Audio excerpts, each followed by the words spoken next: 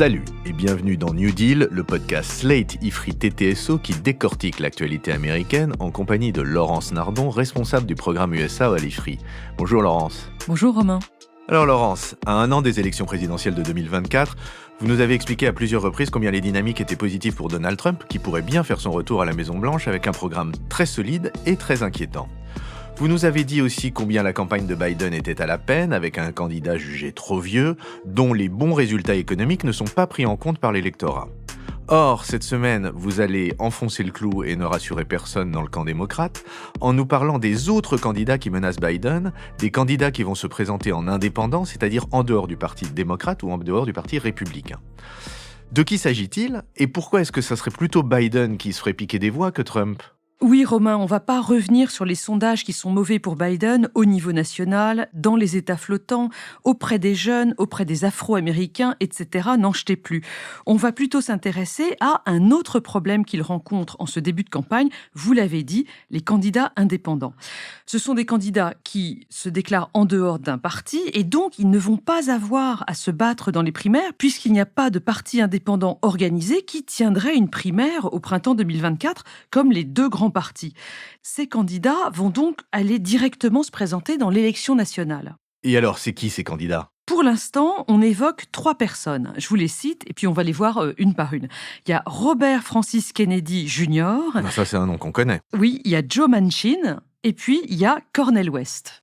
Alors Kennedy, il a 69 ans. En effet, il est assez connu parce que c'est le fils de Robert Kennedy, celui qui s'est fait assassiner alors qu'il était candidat à l'investiture démocrate en 1968. Et puis, bien entendu, il est aussi le neveu du président John Kennedy, assassiné, lui, en 1963. Mais attendez, chez les Kennedy, on est tous démocrates, donc il n'allait pas se présenter en tant que démocrate, Kennedy ? Mais si, bien sûr, il s'est présenté en avril dernier comme démocrate, et donc il était parti pour faire une primaire contre Joe Biden. Il y avait lui, et puis Marianne Williamson, une autrice de livres de développement personnel un peu foutraque, qui elle, d'ailleurs, se présente toujours dans une primaire contre Biden. Et puis, coup de théâtre début octobre, Robert Kennedy Jr. a annoncé qu'il se présentait finalement comme indépendant. Et pourquoi ça ? Si vous allez voir le site d'agrégation de sondage 538, vous verrez que les opinions favorables de ce monsieur en juillet 2023, elles étaient à -5 chez les démocrates et à +28 chez les républicains.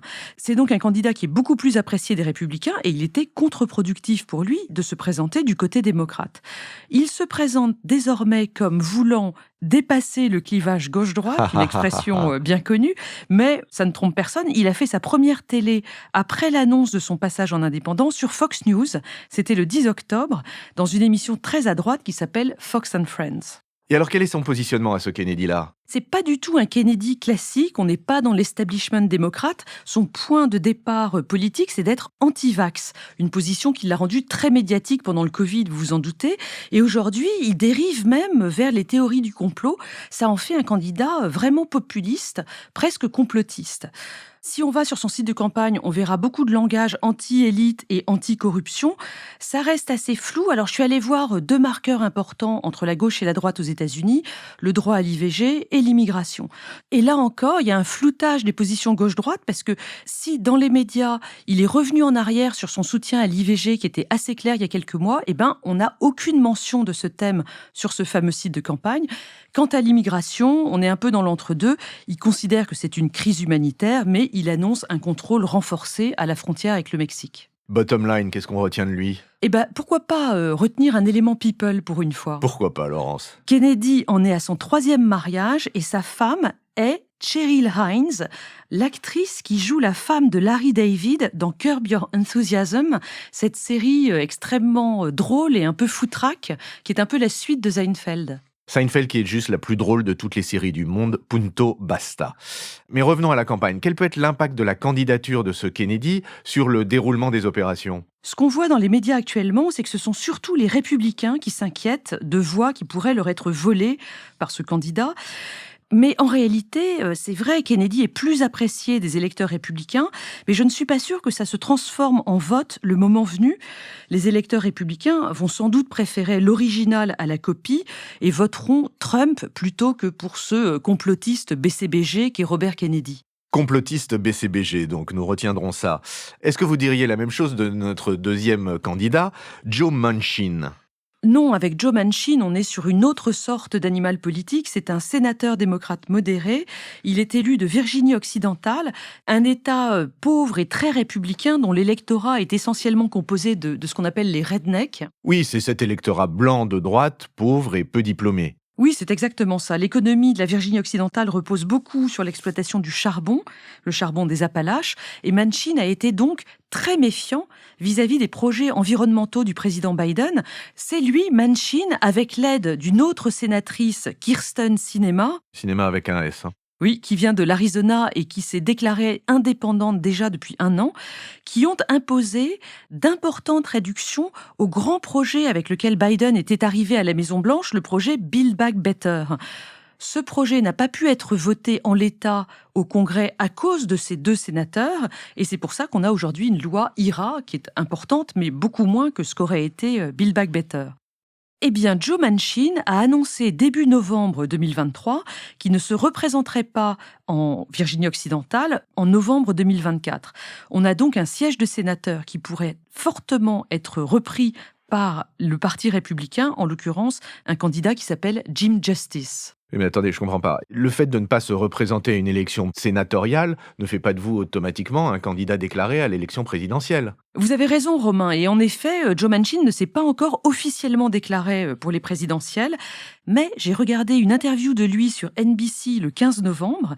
Il se donne jusqu'au 5 mars. Le 5 mars 2024, ce sera le Super Tuesday, un grand jour de résultats dans les primaires, aussi bien républicaines que démocrates. Il se donne donc jusqu'à cette date pour se décider. S'il y va, il se présenterait en indépendant, donc, pour être certain qu'il y aura une voix centriste raisonnable, entre guillemets, c'est son terme, dans la campagne pour les présidentielles de 2024.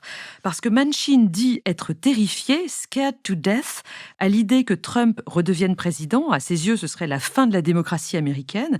Et puis, de l'autre côté, il juge que Biden a mené une politique beaucoup trop à gauche. Mais alors, avec ce genre de positionnement, on piquerait des voix à droite et à gauche, non? Oui, théoriquement, Joe Manchin pourrait prendre des voix aussi bien à gauche qu'à droite. Mais les sondages réalisés ces dernières semaines montrent que ce sont plutôt des démocrates qui voteraient pour lui, tandis que les indépendants et les républicains centristes continueraient, eux, à voter pour Trump. Il y a un espèce d'effet de fascination ou d'effet ventouse de Donald Trump sur le camp républicain. Bon, là encore, il va falloir suivre les évolutions dans les mois à venir. Alors, troisième de ces messieurs, Cornel West. Alors, on a commencé par le plus connu, Kennedy. Manchin, on en avait entendu parler dans ce podcast même. Mais Cornel West, sauf si je me trompe, vous ne nous en aviez jamais parlé. Oui, je vous l'accorde, c'est pas un nom qui est très connu, en tout cas dans le champ politique américain, puisque Cornel West, c'est un universitaire afro-américain, il est très radical. Alors là, clairement, on passe de l'autre côté de la gauche américaine par rapport à Joe Manchin. Cornel West est professeur de philosophie, de théologie, il a beaucoup écrit sur la race. Il faut noter qu'il est né à Tulsa, dans l'Oklahoma, cette ville qui a été le lieu de massacre de la population noire par les Blancs en 1921. Cornel West a régulièrement changé d'institution de rattachement entre l'université de Yale, de Harvard, de Princeton, plusieurs autres universités de théologie situées à New York. On dit qu'il a un tempérament un peu volatile. Il y a notamment une très célèbre dispute qu'il a eue à Harvard en 2000, il a d'ailleurs quitté l'université peu après, avec le président de Harvard, Larry Summers, qui venait d'être nommé à cette époque-là. Cornel West l'avait appelé le Ariel Sharon de l'éducation supérieure américaine. C'était sur cette radio très intello qui s'appelle NPR. Oui, c'est un peu le France Culture américain, c'est une radio de très grande qualité. Et d'ailleurs, vous citiez le nom d'Ariel Sharon. Est-ce qu'on a là un candidat qui se distingue sur l'affaire israélo-palestinienne ? Mais oui, Cornel West est très à gauche et il est aussi afro-américain. Ça fait 2 bonnes raisons dans le champ social américain pour qu'il soit très pro-palestinien, ce qui est extrêmement important dans le contexte post-7 octobre à l'heure actuelle. Et donc ce monsieur West se présente lui aussi au présidentiel 2024 en indépendant. Oui, alors il avait commencé à se présenter pour le compte du Parti populiste, un micro-parti très très à gauche qui a été fondé en 2017. Il ne faut pas le confondre avec le Parti populiste du 19e siècle, qui était de gauche aussi, mais dans une version plus agrarienne. Enfin, c'est un autre sujet. La confusion nous menaçait, effectivement. Mais ça, c'était en juin 2023.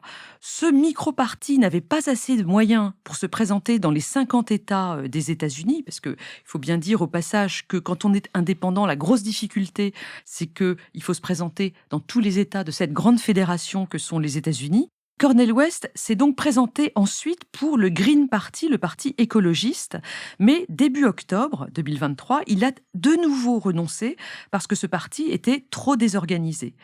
D'ailleurs, l'écologiste américaine Jill Stein, qui a déjà été candidate en 2012 et en 2016, vient d'annoncer qu'elle se présentait de nouveau pour ce Green Party. Oui, donc Cornel West est revenu à une candidature en tant qu'indépendant, mais quel est son programme ? Eh bien, son programme est tout à fait semblable à celui de Bernie Sanders en 2016, un programme très à gauche. Et là, on est vraiment sûr qu'il prendrait des voix à Biden chez les jeunes et chez les Afro-Américains. Que ce soit le gauchiste West, le centriste Manchin ou le néo-populiste Kennedy, on parle finalement d'un faible impact électoral, d'un petit pourcentage d'électeurs à chaque fois. Alors, est-ce que c'est si grave pour Biden ou potentiellement pour les républicains ? Il faut se souvenir que Jill Stein, donc la candidate écologiste, en 2016, elle avait pris quelques petits points de pourcentage de voix, mais c'est ceux-là même qui auraient permis à Hillary Clinton de l'emporter face à Donald Trump. Donc même un petit pourcentage peut être très grave. Et je vous rappelle un exemple encore plus net, ce sont les élections de 1992. Bill Clinton, le démocrate, avait été élu avec 43% des suffrages, contre 37% pour George Bush, le père, et 19% pour Ross Perot, un homme d'affaires conservateur qui s'était présenté en indépendant et qui avait beaucoup nui à George Bush, un président qui avait très bien géré le début de l'ère post-soviétique et qui aurait sans doute fait un second mandat tout à fait décent. Ces conjectures n'engagent que vous, Laurence. Quoi qu'il en soit, Romain, la défaite de Biden face à ces 3 candidats et à tous les autres problèmes apparaît de plus en plus ces temps-ci comme un accident de train au ralenti, un slow motion train crash, d'autant plus que l'équipe de Joe Biden semble coincée à Washington dans un déni complet de l'état de sa campagne. Voilà qui peut être inquiétant pour le futur des démocrates, pour le futur des États-Unis et peut-être bien pour le futur du monde. J'aime bien vous laisser sur des conclusions optimistes, Laurence. Je vous remercie de ce podcast tout à fait passionnant et vous dis à la semaine prochaine. Merci Romain, à la semaine prochaine. Retrouvez New Deal chaque semaine sur Slate Audio et toutes les plateformes de podcast.